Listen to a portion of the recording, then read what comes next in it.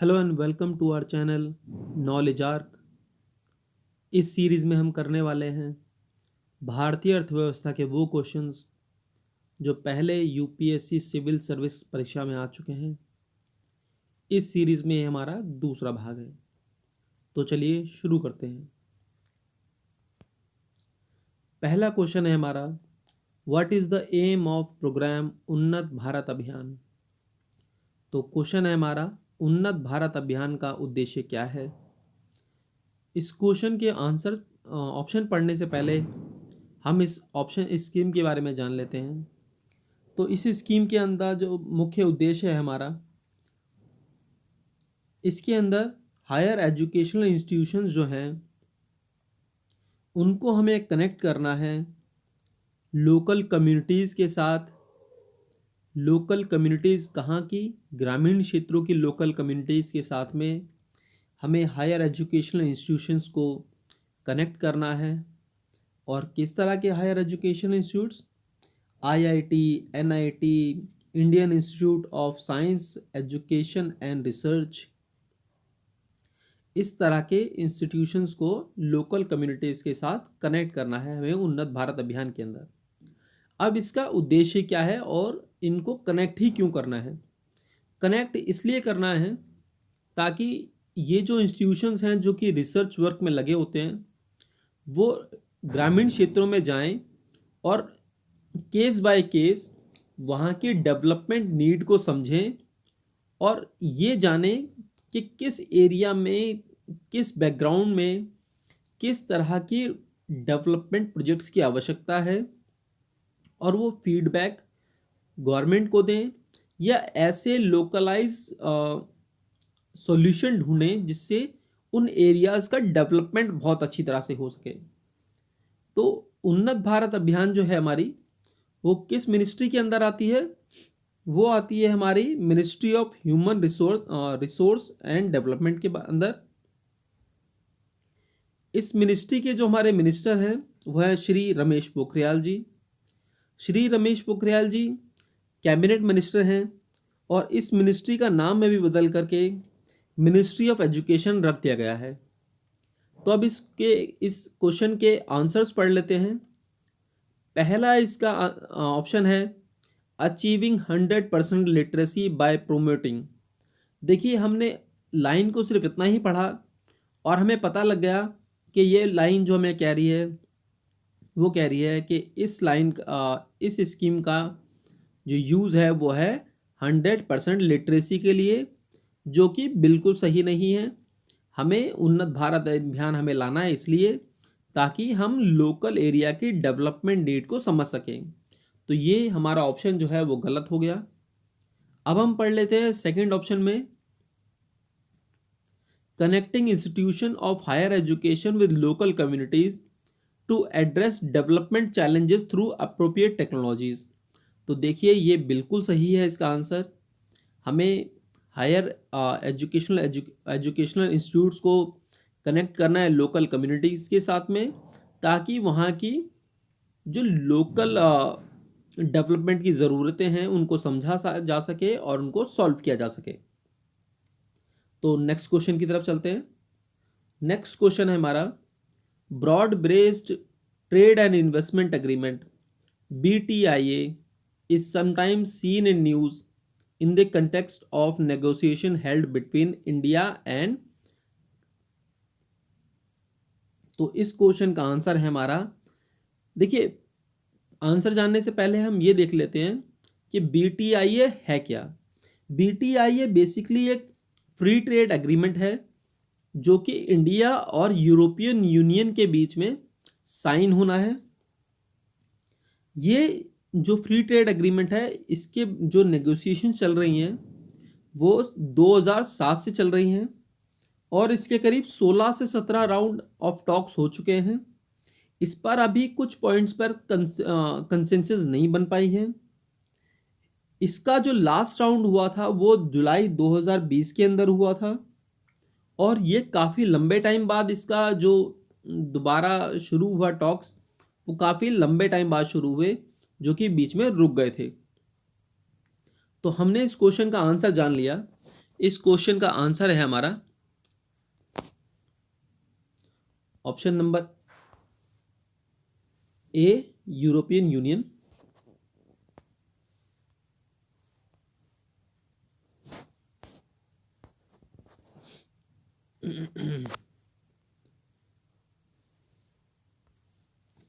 ठीक है, अब हम बात कर लेते हैं, हम थोड़ा जान लेते हैं यूरोपियन यूनियन के बारे में। यूरोपियन यूनियन जो है एक देशों का समूह है जो कि फ्री मूवमेंट प्रोवाइड करता है लोगों को, आने जाने वाले सामान को जिनका व्यापार होना है,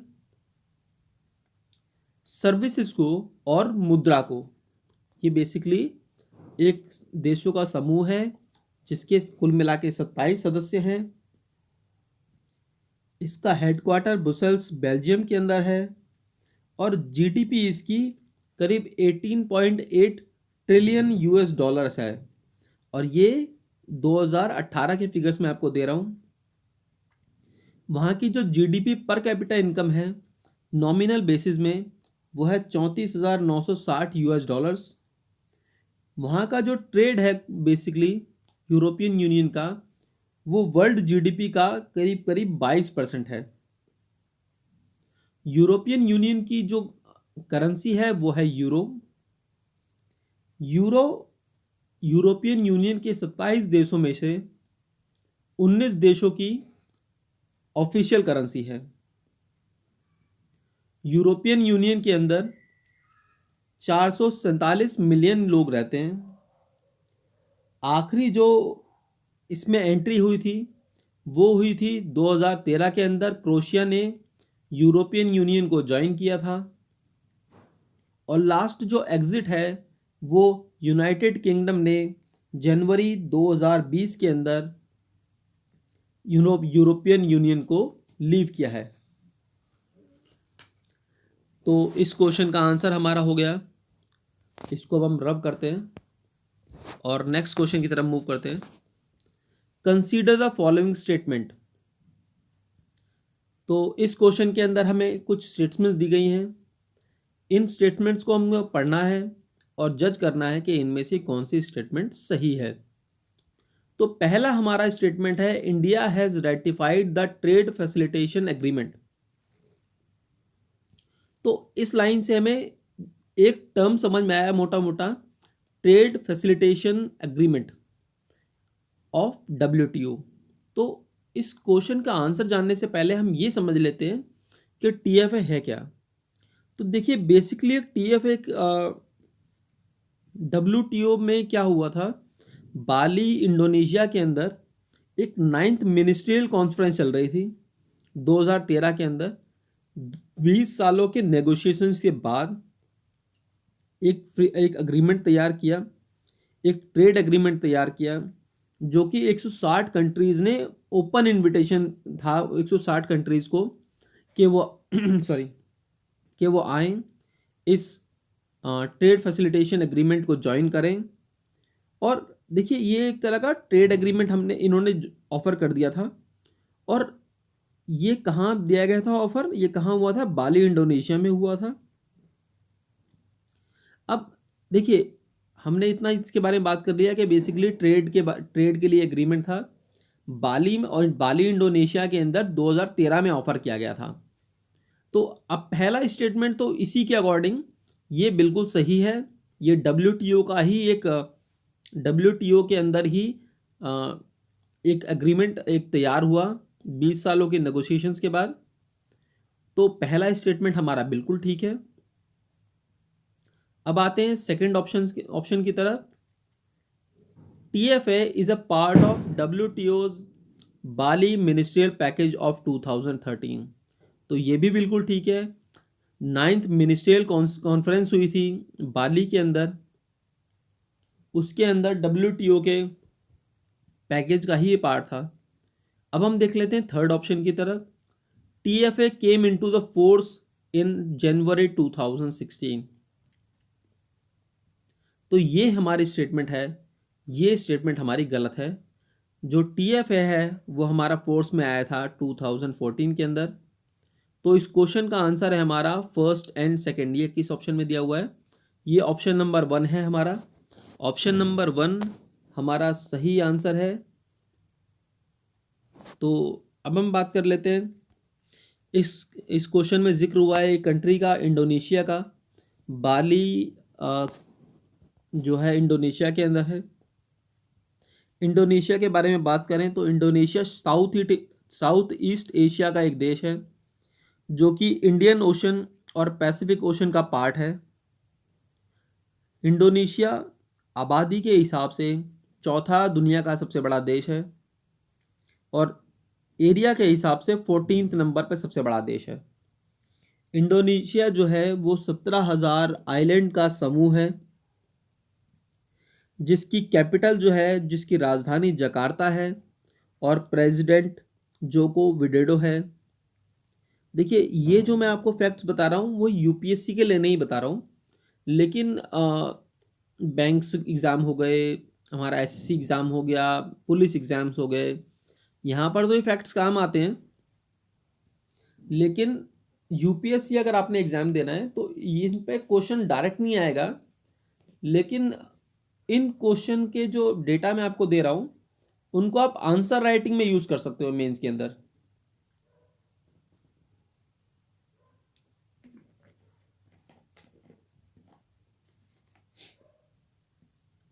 तो इस क्वेश्चन का आंसर हमें मिल गया। नेक्स्ट क्वेश्चन की तरफ मूव करते हैं। Which of the following has occurred in India after its liberalisation of economic policy in 1991। देखिए, 1991 के अंदर भारत में वित्तीय संकट आया था।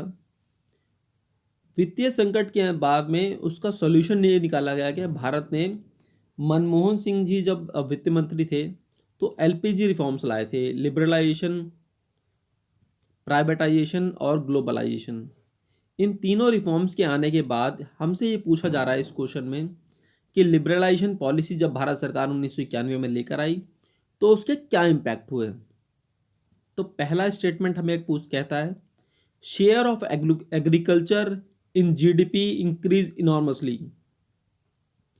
एग्रीकल्चर का जीडीपी के अंदर जो हिस्सा था वो काफ़ी तेज़ी से बढ़ा। तो देखिए, ये बिल्कुल गलत है। भारत की जीडीपी के अंदर एग्रीकल्चर जो है हमारा, वो सिर्फ करीब 15% कंट्रीब्यूट करता है और भारत की जो टोटल जनसंख्या है उसका 50% जो है वो इसी एग्रीकल्चर में लगे होने के बावजूद भी एग्रीकल्चर हमारे जीडीपी में सिर्फ 15% कंट्रीब्यूट करता है। तो ये हमारा स्टेटमेंट नंबर 1 है, ये गलत है। स्टेटमेंट नंबर 2 पढ़ते हैं, share of India's export in world trade increased. देखिए, ये बिल्कुल ठीक है। दुनिया के अंदर जो भारत के एक्सपोर्ट थे दुनिया के अंदर वो बढ़े हैं। FDI inflows increased. अब देखिए, लिबरलाइजेशन एलपीजी रिफॉर्म्स के अंदर जब भारत की जो डेवलपमेंट थी वो तेज़ हुई, तो देखिए, जहाँ जिस कंट्री के अंदर भी डेवलपमेंट तेज़ होती है तो वहाँ पर इंफ्रास्ट्रक्चर प्रोजेक्ट बनते हैं और कंपनीज जो हैं वो काफ़ी तेज़ी से ग्रोथ करती हैं। जैसे इंडिया के अंदर 10% या 15% से किसी कंपनी का ग्रो करना बहुत छोटी बात है। जहाँ पर कंट्री 7, 8 या 9, 10% की ग्रो कर सकती हो, वहाँ पर किसी कंपनी का 20 या 30% ग्रो करना बहुत छोटी बात है, कर सकती है। लेकिन बड़े देशों के अंदर जहाँ पर डेवलप्ड कंट्रीज़ हैं, वहाँ पर जो जीडीपी है वो स्लो डाउन कर चुकी है ऑलरेडी।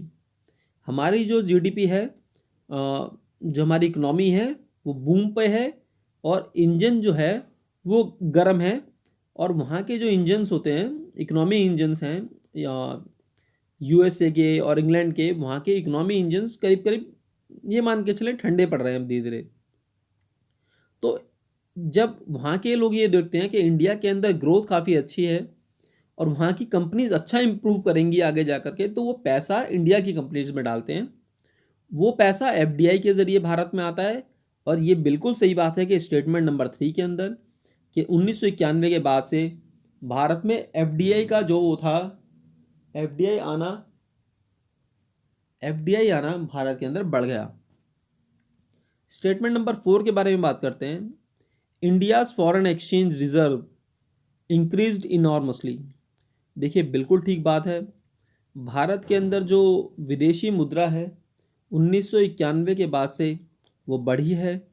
तो इस क्वेश्चन के हमारे ऑप्शन जो हैं, ऑप्शन नंबर 1 तो गलत है, 2, 3 और 4 सही है। तो हमारा ऑप्शन नंबर बी हमारा जो है वो सही आंसर है। अब हम इसको रब करते हैं और नेक्स्ट क्वेश्चन की तरफ मूव करते हैं। Consider the following statement. National payment corporation of India helps in promoting the financial inclusion in the country. अब देखिए हम बात कर लेते हैं एनपीसीआई बेसिकली है क्या। एनपीसीआई एक संस्था है, एक नॉन फॉर प्रॉफिट एक संस्था है, एक ऑर्गेनाइजेशन है जिसको कंपनीज एक्ट 2013 के अंदर रजिस्टर किया गया। और इसको बनाया किसने? इसको बनाया आरबीआई ने और इंडियन बैंकिंग एसोसिएशन ने। इसके जो 10 संस्थापक बैंक थे उसमें SBI, PNB, bank of Baroda, HDFC bank, ICICI bank, city bank और एचएसबीसी बैंक, और 2 या 3 बैंक और भी हैं। कुल मिला के 10 बैंक जो थे उन्होंने इसको शुरुआत की। इसका शुरुआत करने का मुख्य उद्देश्य जो ये था कि भारत में अलग अलग जो पेमेंट सिस्टम आ रहे थे उनके अंदर स्टैंडर्डाइजेशन हो और ऐसा एक मैकेनिज्म निकाला जाए जहाँ पर एक आदमी एक नॉर्मल फ़ोन से भी एक ऐसा सिस्टम बनाया जाए जिससे वो मनी ट्रांसफ़र कर पाए, मनी रिसीव कर पाए। तो ये स्टेटमेंट बिल्कुल सही होती है कि एनपीसीआई जो है वो फाइनेंशियल इंक्लूजन का काम करती है। देखिए इसके लिए जो सर्विस लाई गई थी वो *99# लाई गई थी, जिसके अंदर आप नॉर्मल फ़ोन से भी होकर के आप देखते हैं ना, जैसे नोकिया के फ़ोन होते थे पहले और बहुत स्मॉल फ़ोन होते थे और उसमें आप जिसमें मैं मानता हूँ बहुत सस्ते फ़ोन आज भी आ जाते हैं और वो काफ़ी लोग उन्हीं को इस्तेमाल करते हैं ग्रामीण क्षेत्रों में। तो उनसे भी वो अपने अकाउंट से पैसा ट्रांसफ़र कर सकते हैं। तो इसका जो उद्देश्य था वो फाइनेंशियल इंक्लूजन भी था। और अब हम बात कर लेते हैं सेकंड स्टेटमेंट की। NPCI has launched RuPay card a payment scheme. देखिए एनपीसीआई ने रुपे स्कीम लॉन्च की है। आपने ये भी देखा होगा कि पहले जो मेजर कार्ड होते थे, एटीएम कार्ड होते थे, वो 2 टाइप के होते थे, मास्टर कार्ड और वीज़ा कार्ड। ये बेसिकली पेमेंट गेटवे हैं। भारत सरकार ने एक इंडिजिनस पेमेंट गेटवे बनाया रुपे, जिसके तहत आपको एक रुपे कार्ड भी मिलने लगा। जिसके तहत आपने देखा भी होगा ज़्यादातर जो कार्ड थे आज के डेट में, मैं श्योर कह सकता हूँ कि जितने लोग भी ये वीडियो सुनेंगे उसमें से 90% के पास एक रुपे कार्ड ज़रूर होगा। तो इस क्वेश्चन का आंसर हमारा क्या हुआ? इसमें हमारे स्टेटमेंट नंबर 1 और स्टेटमेंट नंबर 2 हमारी जो हैं दोनों वो सही हैं। तो इस क्वेश्चन का आंसर है बोथ ए एंड बी। अब हम इसको रब करते हैं और नेक्स्ट क्वेश्चन की तरफ मूव करते हैं। Consider the following statement. Tax revenue as percent of GDP of India has steadily increased in the last decade. तो पहली स्टेटमेंट में हमको बोल रहा है कि टैक्स रेवेन्यू और जीडीपी का जो हमारा रेशियो था वो पिछले एक दशक के अंदर इंक्रीज हुआ है लगातार और तेजी से इंक्रीज हुआ है। ये हमारा क्वेश्चन है। तो ये स्टेटमेंट गलत है क्योंकि जो टैक्स रेवेन्यू जीडीपी रेशियो हमारा 2016-2017 में था वो 11.3 था। 2007 में वही 11.89 था, यानी कि डिक्लाइन हुआ है। और 2007 से लेकर 2008 के अंदर 10.75 था। तो यहाँ पर स्टडी इंक्रीज की बात छोड़िए, हम इंक्रीज को ही श्योरली नहीं कह सकते कि इंक्रीज ही हो रहा है हर बार। कहीं पर इंक्रीज हुआ है, किसी साल डिक्रीज हुआ है। तो ये पहला स्टेटमेंट हमारा गलत है। Financial deficit as percent of GDP of India has steadily increased in last decade. तो देखिए ये स्टेटमेंट भी गलत है। भारत का जो फिजिकल डेफिसिट है वो भी लगातार भारत ने कम किया है और कुछ साल बढ़ा है, कुछ साल कम हुआ है, लेकिन ये लगातार बढ़ा नहीं है। अब देख लेते हैं, जान लेते हैं फिस्कल डेफिसिट होता क्या है। देखिए, भारत सरकार के पास से टैक्सेस के माध्यम से और अलग अलग माध्यम से, जीएसटी के माध्यम से पैसा जो आता है और जो भारत सरकार खर्च करती है, अगर जो पैसा आ रहा है वो कम है और पेमेंट जो एक्सपेंडिचर है वो ज़्यादा है, तो उस कंडीशन को हम बोलते हैं फिस्कल डेफिसिट। फिस्कल डेफिसिट हमारे जीडीपी का कितना परसेंट है, हम देख लेते हैं।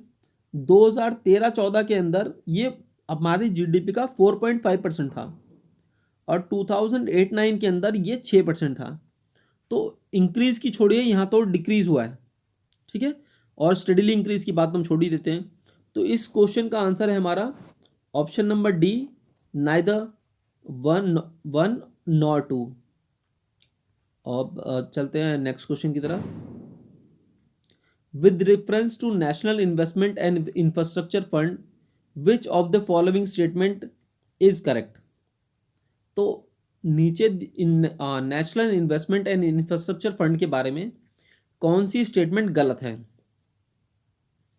तो देखिए, पहला हमको स्टेटमेंट बोलती है it is an organ of NITI Aayog, तो ये बिल्कुल गलत है। जो national investment and infrastructure fund है हमारा, ये गवर्नमेंट ऑफ इंडिया का है, ना कि नीति आयोग का। सेकंड हमारी स्टेटमेंट है it has corpus of 4 lakh crore at present, तो ये स्टेटमेंट भी गलत है। 2017 के अंदर जो लास्ट ईयर था उसका अलॉटमेंट था वो 40,000 करोड़ था, ना कि 4 लाख करोड़। तो दोनों ही स्टेटमेंट हमारी गलत हैं। इस केस के अंदर हमारा आंसर होगा neither one nor two. Next statement की तरफ चलते हैं, इसको रब कर लेते हैं अच्छी तरह से पहले और नेक्स्ट क्वेश्चन की तरफ चलते हैं। Which of the following gives global gender gap index ranking to the countries of the world. तो इस क्वेश्चन में हमसे पूछा जा रहा है दुनिया के अंदर जेंडर गैप की जो इंडेक्स है वो कौन देता है। तो इस क्वेश्चन का आंसर है world economic forum. World economic forum हमारा ग्लोबल जेंडर गैप इंडेक्स देता है। ये इसकी शुरुआत हुई थी 2006 के अंदर और ये जेंडर गैप के बेसिस पे दुनिया की अलग अलग कंट्रीज़ को रैंकिंग प्रोवाइड करता है।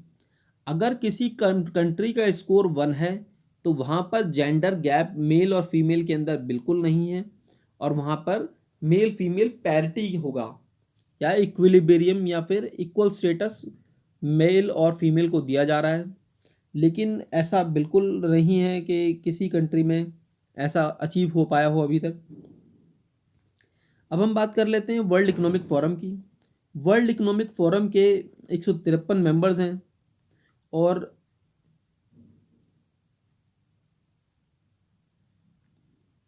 जिनेवा स्विट्ज़रलैंड के अंदर इसका हेडक्वार्टर है। ये एक इंटरनेशनल एनजीओ है और इसका जो फाउंडर है वो श्वाब थे और इनका जो मोटो है वो है committed to improving the state of the world. दुनिया की स्थिति को सुधारना इनका मोटो है। अब हम इसको रब करते हैं और नेक्स्ट क्वेश्चन की तरफ मूव करते हैं। What is the purpose of Vindhyanchali योजना। विंध्यांजलि योजना, तो विंध्यांजलि योजना का मुख्य उद्देश्य क्या है। तो देखिए, इसको जानने से पहले हम क्वेश्चन के स्टेटमेंट्स को पढ़ने से पहले हम जान लेते हैं विंध्यांजलि योजना है क्या। विंध्यांजलि योजना ये है कि दुनिया के भारत के अंदर जितने भी जितने भी अलग अलग फील्ड के लोग हैं, चाहे वो कला से संबंधित हो, चित्रकारी से संबंधित हो, ऐसे लोगों को जो सरकारी स्कूल्स के एक्टिविटीज़ में पार्ट लें लोग ये, ताकि जो बच्चे हैं इनसे और वो आके स्कूल के जो बच्चे हैं वो सीख पाएँ और कुछ नया एक होराइजन से वो दुनिया को देख पाएँ। तो अब हम इसकी स्टेटमेंट को पढ़ लेते हैं। तो to enable the famous foreign educational institutes, देखिए यहाँ पर ही जिक्र आ गया फॉरेन एजुकेशनल इंस्टीट्यूशंस, तो ये स्टेटमेंट हमारी गलत हो गई। सेकंड स्टेटमेंट की तरफ आते हैं, to increase the quality of education, जी बिल्कुल सही है। क्वालिटी ऑफ एजुकेशन के बारे में ही बात हो रही है विंध्यांजलि योजना के बारे में। ऑफ गवर्नमेंट स्कूल्स, बिल्कुल सही, गवर्नमेंट स्कूल्स के लिए ही विंध्यांजलि योजना है by taking the help from private sector and community. बिल्कुल सही है, प्राइवेट सेक्टर और कम्युनिटी से हमें हेल्प लेनी है और एजुकेशनल क्वालिटी इंक्रीज करनी है गवर्नमेंट स्कूल्स की। तो स्टेटमेंट नंबर 2 हमारा बिल्कुल सही है। स्टेटमेंट नंबर 3 हम पढ़ लेते हैं, to encourage voluntary monetary contribution. तो देखिए यहाँ पर आ गया वॉलेंट्री मॉनेटरी कॉन्ट्रीब्यूशन, यानी कि पैसों का दान के बारे में। तो इस योजना के अंदर पैसों के दान के बारे में कोई जिक्र नहीं है। तो इस क्वेश्चन का आंसर है हमारा ओनली 2।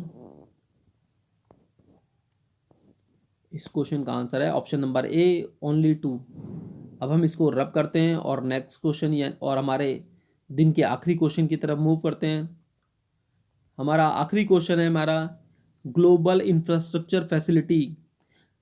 अब ग्लोबल इंफ्रास्ट्रक्चर फैसिलिटी के बारे में हम पढ़ लेते हैं, थोड़ा सा पहले जान लेते हैं। वर्ल्ड ग्लोबल इंफ्रास्ट्रक्चर फैसिलिटी है क्या?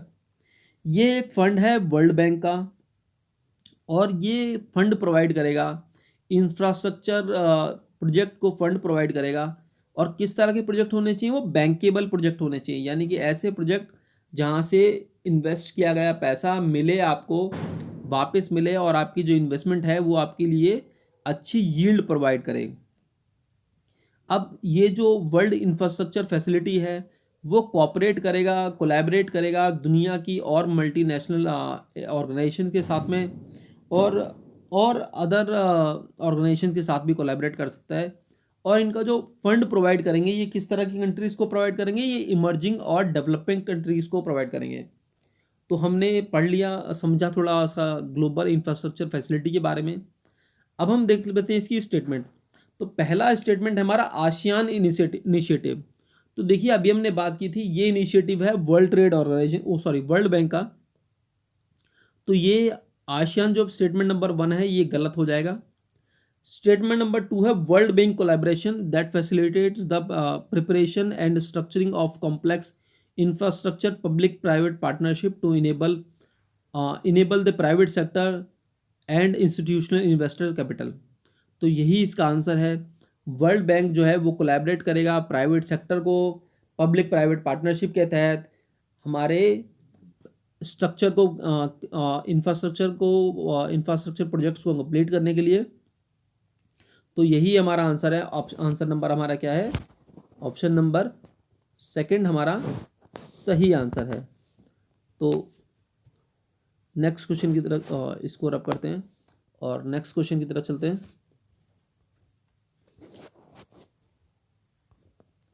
This is the end of our video. अगर आपने इस वीडियो के माध्यम से कुछ भी नया सीखा तो लाइक कीजिए हमारे वीडियो को, शेयर कीजिए और सब्सक्राइब कीजिए हमारे चैनल को। Thank you, have a nice day.